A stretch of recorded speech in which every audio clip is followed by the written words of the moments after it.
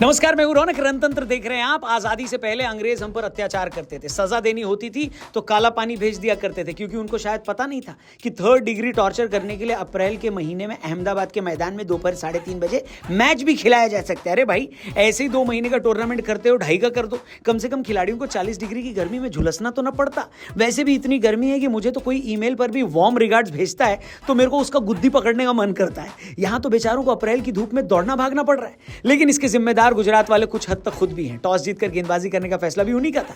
दिल्ली वालों को पहले बैटिंग करने बुलाया गया। दिल्ली वालों ने गर्मी में उनसे जम के काम करवाया, बाउंड्री से बॉल वापस लाने का काम। जी हां, दोनों ओपनरों यानी करुण नायर और अभिषेक पुरल ने बिल्कुल बढ़िया से किया। शुरू से गुजरात के फीते टाइट करके रखे और एक तरह से स्टेटमेंट दे दी कि मोदी जी पहले तुम्हारे यहां रहते होंगे, अभी हमारे शहर में है। ज्यादा लंबी पारी कोई खेल नहीं पा रहा था क्योंकि गर्मी से सबके बदन में पुर्जे ढीले हो रहे थे। लेकिन दिल्ली वालों ने ये लंबा नहीं बढ़िया खेला। आप सोचो, दिल्ली की तरफ से हाईएस्ट स्कोर 39 का है जो कि उनके कप्तान अक्षर पटेल ने बनाया। लेकिन एक भी हाफ सेंचुरी ना आने के बावजूद दिल्ली 203 बोर्ड पर लगाने में कामयाब हुई।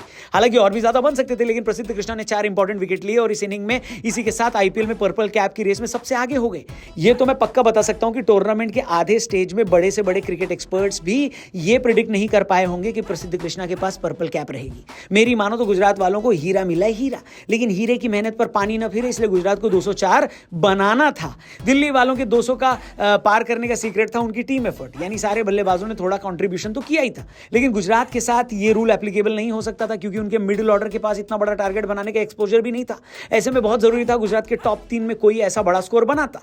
जॉस बटलर ने कहा, होल्ड माई नींबू पानी, मैं करके देता हूं आप लोगों को। शुभमन गिल रनआउट हो गए थे। साई सुदर्शन भी अच्छी शुरुआत के बाद कुलदीप को विकेट देकर चले गए थे। ऐसे में किसने संभाली गुजरात की नैया? अरे बटलर भैया, बटलर भैया। 40 डिग्री की गर्मी में 20 ओवर विकेट कीपिंग करी थी भाई ने। उसके बाद जल्दी ही बैटिंग करने भी आ गए थे। लेकिन एनर्जी के लिए लगता है कॉर्नफ्लेक्स का पूरा पैकेट चबाकर आए थे बटलर, क्योंकि भाई क्या बेहतरीन बैटिंग करी है। स्टार को एक ओवर में जब 5 चौके लगाए, ओ हो। आप सोचो, जो आदमी पिछले मैच में सुपर ओवर डालकर जिता कर आ रहा हो, उसके साथ ऐसा बर्ताव करने पर तो ह्यूमन राइट्स कमीशन को सामने आ जाना चाहिए। मामला आखिरी ओवर तक गया जहां पर 10 रन जीतने के लिए चाहिए थे। बटलर से प्रेरणा लेकर कहा, 4 चवन्नी घोड़े पे स्टार को मारूंगा हथौड़े से।